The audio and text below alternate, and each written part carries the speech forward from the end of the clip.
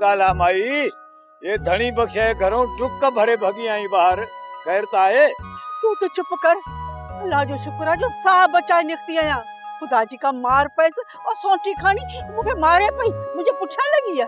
पक्कतो का ओली सोली गाल कई हुंदी नता दी शहजादी मुझे खबर है ना तू तो भेण जो पासो खण दे तो के रत जी छिक तो जरूरी इंदी।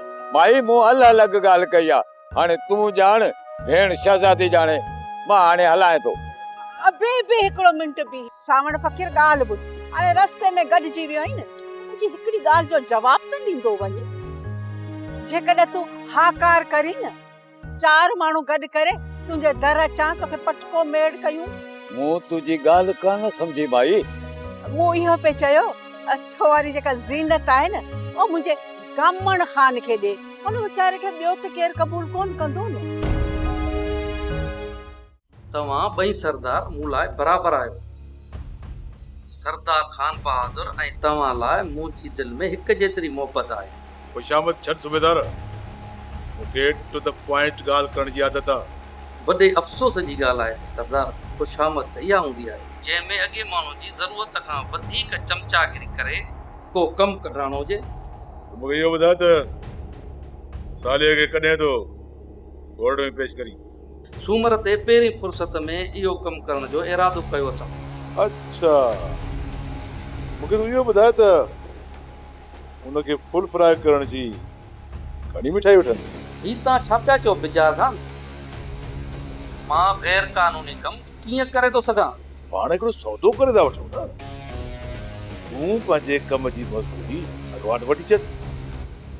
पर बिजार खान साले जे मथां खान बहादुर खान जो हथ आहे। वो साले खे मुंहिंजे हथां निधणकनि वांगुरु मारण कोन ॾींदो। तूं हुनखे ॿुधाईसि छो थो?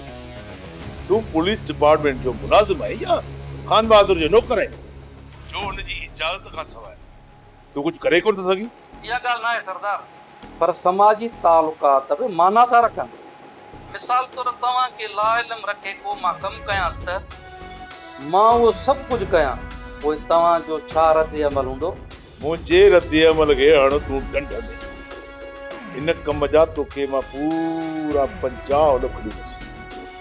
कर ख़बर छो त मंज़ूर आहे?